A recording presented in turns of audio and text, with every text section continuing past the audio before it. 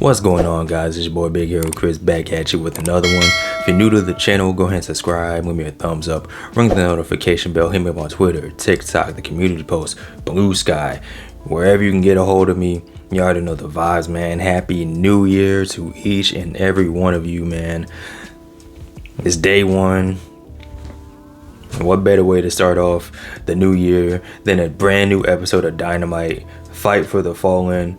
Max deal is officially in effect, man. This is the first episode of Dynamite that's both streaming on Max and showing on TBS at the same time.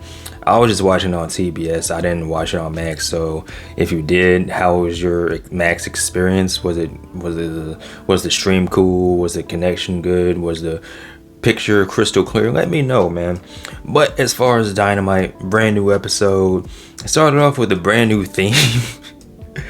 I don't know if this is the new theme or if this was like a 1 day deal, because you know of the HBO Max deal, and it's a new year. Because the opening theme for Dynamite was "I'm so excited" by the Pointer Sisters. And I'm like, okay, this is interesting. You know, it's funny. I didn't really make too big of a deal of it. You know, so it's fun. But one thing that's not fun, one thing we should be taking very serious, is the fact that the Death Riders are still on the loose. Jon Moxley is still the AEW champion, and that was a big theme of this episode of Dynamite. The AEW championship, like, you have like so many people gunning for the AEW championship. You have a gauntlet, you have ways to get into the gauntlet, you have former champions, you know, wanting their title back, and the show is really all about the AEW championship. And I'm really cool with that because it builds up the prestige. It makes the title feel important, even though you don't see it. You haven't seen it since Jon Moxley won it. So, you know, you're building up challengers. You're building up obstacles for Jon Moxley, possible people that can ultimately take the title away from him, man. You know, I'm very cool with that. And the opening segment was like, it was promos from both Rated FTR and the Death Riders, you know, hyping up the 6-man tag main event.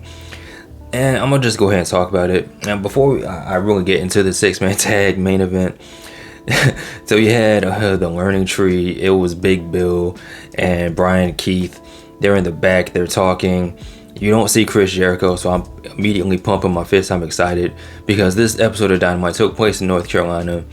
And Big Bill was like, you know, Chris Jericho, he wasn't here. He's not coming to Asheville. You know, North Carolina's cool, but he's not coming to Asheville. So there was that.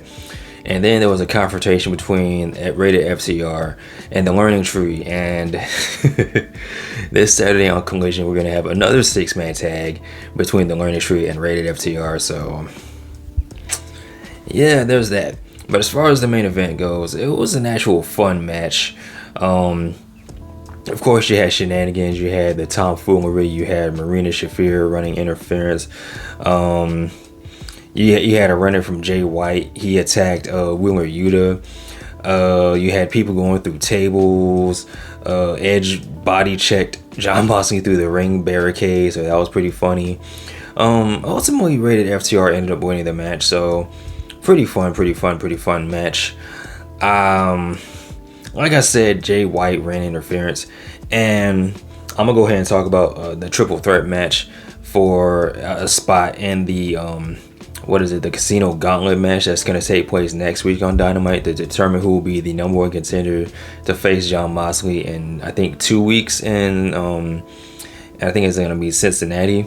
So throughout the show, you had Jay White, you had Swerve and Roddy, you know, cutting promos, letting the people know, you know, what the gauntlet match means to them, or means, you know, getting into the AEW championship or whatever.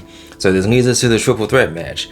And going into the triple threat match, I was honestly thinking that Roderick Strong was gonna win, because you have Jay White going after the Death Riders. So I was figuring like they were going to interfere and cost Jay White the match. I was figuring that Ricochet was going to cost Swerve the match, and I was right about that, but we're going to talk about that in a couple of seconds. And I was thinking Roddy was going to win, but that wasn't the case. What ended up happening was Swerve got attacked by Ricochet, right? And Ricochet, he came out of nowhere looking like a damn serial killer. He looked like the crazy guy from the Players Club. I don't know if you guys have seen that movie before, but he kind of reminded me of that, especially with the serial killer glasses on, the Jeffrey Dahmer specials. So he had those, and he ended up stabbing Swerve in the head with some scissors. And I'm like, hey, yo. And as this is happening, Jay White hits a Blade Runner out of nowhere on Roddy, and he ends up winning the match. So he's going into the Casino Gauntlet match next week for his chance to, you know, wrestle for the AEW Championship once again. But after the match, man, that's when the magic really happens, because you cut back to Swerve, and he is bleeding all over the place. And then you look at Ricochet, and he is just like straight face, serious. He's not doing the goofy laugh. He just looks like he's just mad. And if you really think about this, all this came because Swerve got people to throw toilet paper at Ricochet. So let this be a lesson that bullying doesn't indeed not work. And bullying is bad, because if you bully somebody, they can come back and stab you in the head with some scissors. Who would have thought wrestling would be the catalyst to teach us this lesson? But then you have Ricochet just beating up Swerve, like he's stabbing him in the head with scissors. He's headbutting him. He's beating him to death. He hits the what's it called, the spirit gun, and it looked like Ricochet was gonna do some more damage, but the Undisputed Kingdom came out and made the save. So pretty interesting developments. I kind of figured that the whole thing with Ricochet and Swerve would lead to a match between those two, but then you factor in the Undisputed Kingdom in this as well. And I'm like, am I watching NXT right now? Because you had Adam Cole, Kyle O'Reilly, Roddy out there, Swerve was out there, Ricochet was out there. I was about to start chanting NXT, but yeah, man, pretty interesting developments. Adding more layers to the character of Ricochet. Apparently, this man is bonkers. He's crazy. And I would just like to take this opportunity to apologize to Ricochet and all bald people for any transgressions, because I don't want that to be me in my future. As for the rest of Dynamite, man, the opening match was between Orange Cassidy and Hangman Adam Page. And I think they said that this was the first time that they wrestled. And I'm like, word? Because they're both day one guys and they've been in the company since the beginning. And I'm like, they've never wrestled before? I bet. So they have a match, man. They have a good match. Orange Cassidy's doing that thing where he keeps rolling out the ring as Hangman's trying to hit the buckshot, and Hangman's just getting more mad. Like, he's just the most angriest person of all time. Eventually, Hangman does hit the buckshot. Orange Cassidy hit a orange punch, but Hangman said, "I'm angry and I have a mustache," and hit Orange Cassidy with the buckshot. Ended up winning the match, and then afterwards he goes crazy and he attacks Orange Cassidy. And then you have Christopher Daniels come out, and I don't know what his role is anymore, because he's not an EVP, but I don't know, he still wears a suit, so he's coming out there, he's trying to keep the peace, and Hangman ends up beating up Christopher Daniels too. So I'm like, I really hope this doesn't lead to a match between Hangman and Christopher Daniels.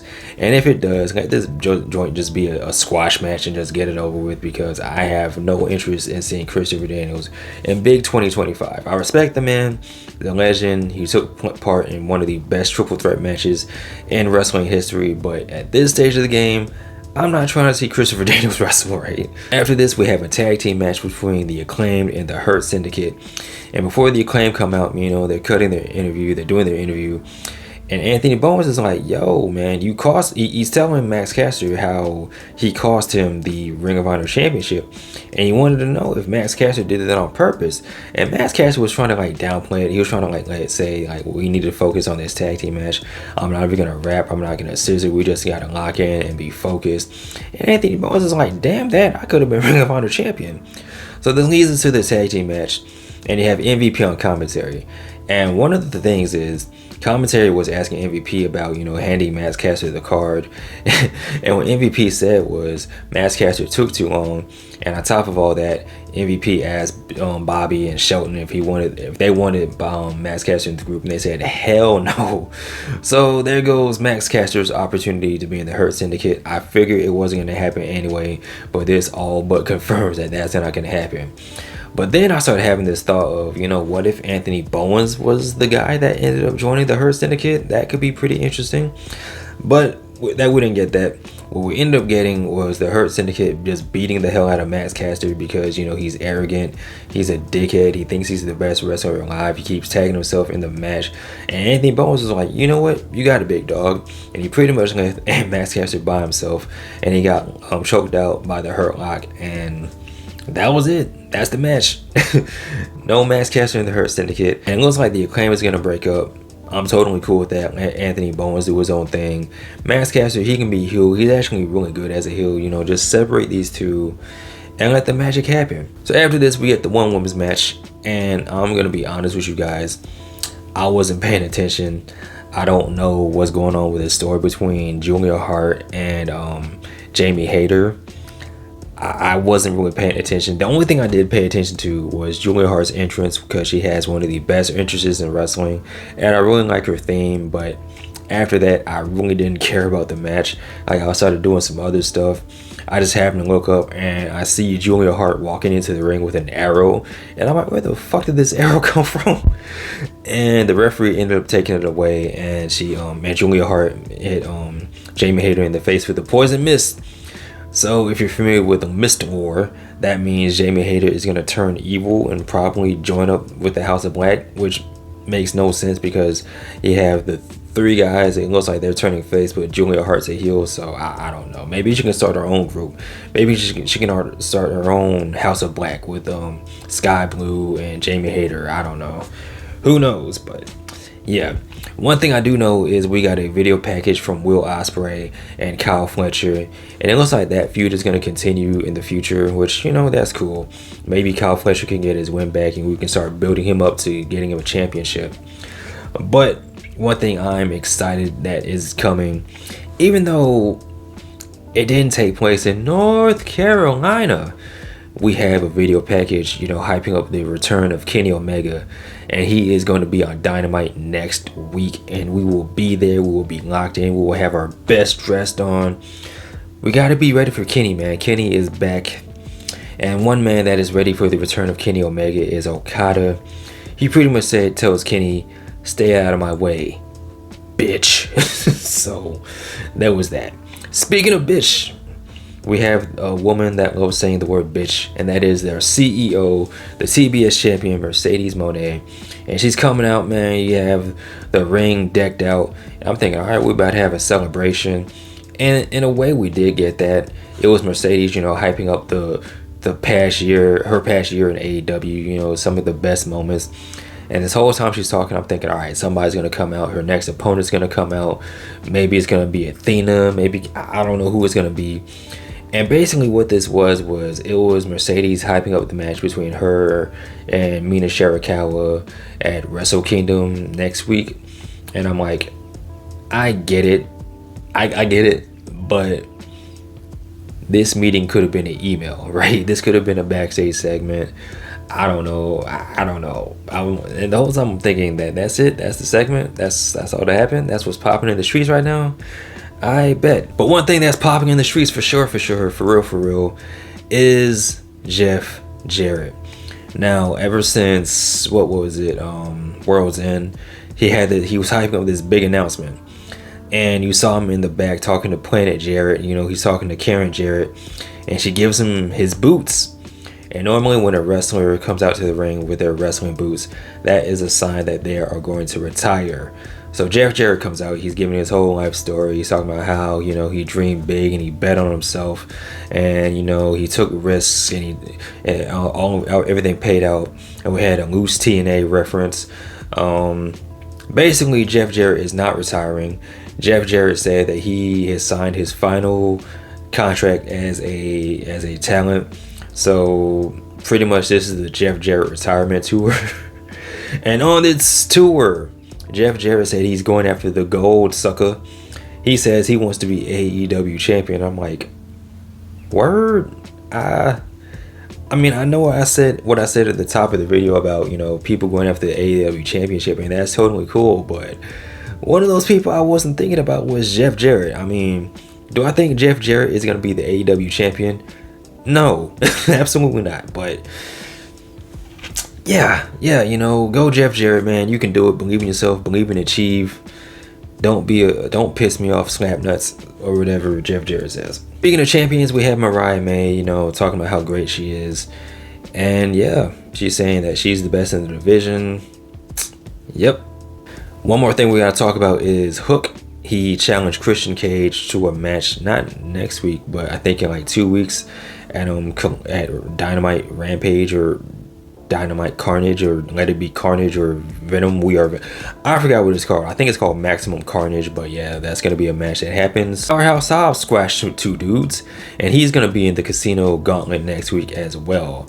And the last thing I want to talk about is a promo we had from Maxwell Jacob Friedman, MJF. And this is another person who was talking about how he's finally done with Adam Cole. Thank you, God. And now he's moving on to bigger and better things, and that is getting back his championship, his Triple B, the AEW championship. And again, this is what I was talking about, making the championship feel important. You know, everyone wants it, everyone's going after it, whether you really shouldn't be going after it, or whether you're a champion that, you know, wants that championship back. And MJF said that he didn't really care if John Moxley burns the entire company to the ground. He just wants his championship back. So the AEW championship is feeling important once again. Hopefully we can get someone that actually walks around with the championship, because it is a beautiful title and I miss seeing it dearly. But ladies and gentlemen, boys and girls, that was this week's episode of Dynamite. What did you think? Let me know in the comment section below. Of course, as always, like, comment, and subscribe. You guys take care. Peace. I'm out. Peace.